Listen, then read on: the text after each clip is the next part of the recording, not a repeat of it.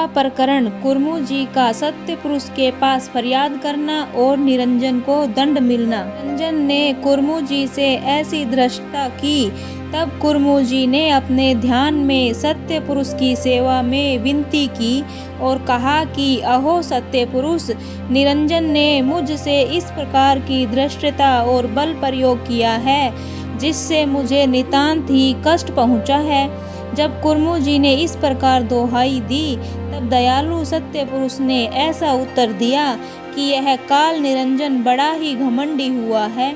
यदि मैं उसे इसी समय विलोपित कर दूं तब तो यह रचना का कौतुक है सो सब नष्ट हो जाएगा। कारण यह है कि मेरे समस्त पुत्रों की नाल एक ही धागे में बंधे रहने के कारण एक को नष्ट करते ही सब नष्ट हो जाएंगे और मेरी समस्त रचना भी नष्ट हो जाएगी। इस कारण मैं अब इसका नाश तो नहीं करता किंतु उसे यह दंड देता हूँ कि भविष्य में वह अब मेरे दर्शन न पा सकेगा और यह काल 1,00,000 जीव प्रति दिवस खाएगा और 1,25,00,000 उत्पन्न करेगा। इतना सत्य पुरुष ने कुर्मू जी से कहा। 9वां प्रकरण निरंजन का पुनः तपस्या कर बीज खेत मांगना। अब निरंजन का वृतांत सुनो कि उसने जो कुर्मू जी के 3 शीश काट लिए थे उन तीनों सिरों को खा लिया और फिर शून्य में जाके फिर एक पग से खड़ा हो योग समाधि लगाकर महाकठिन तपस्या करने लगा। इस प्रकार अटल तपस्या करते करते 16 युग बीत गए। तब पुनः सत्य पुरुष की वाणी आई कि अब क्या चाहता है। तब निरंजन ने निवेदन किया कि मुझे अब बीज खेत प्रदान कीजिए। कारण यह है कि बिना बीज खेत के उत्पत्ति नहीं हो सकती। तब सत्य पुरुष ने कहा तथास्तु। 10वां प्रकरण बीज खेत अर्थात आदि भवानी की उत्पत्ति का वर्णन। जब निरंजन ने बीज खेत की प्रार्थना की तब सत्य पुरुष ने एक कन्या प्रकट की। वहीं आगे अधा के नाम से प्रसिद्ध हुई।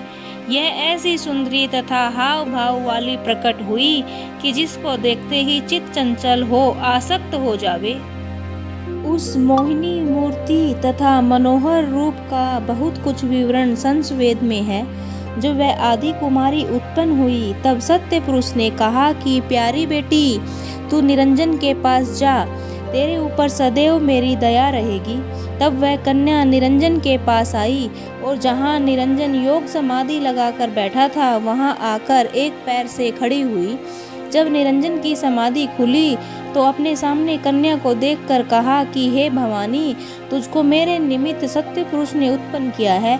आओ हम तुम दोनों मिलकर 3 लोक भवसागर की रचना करें।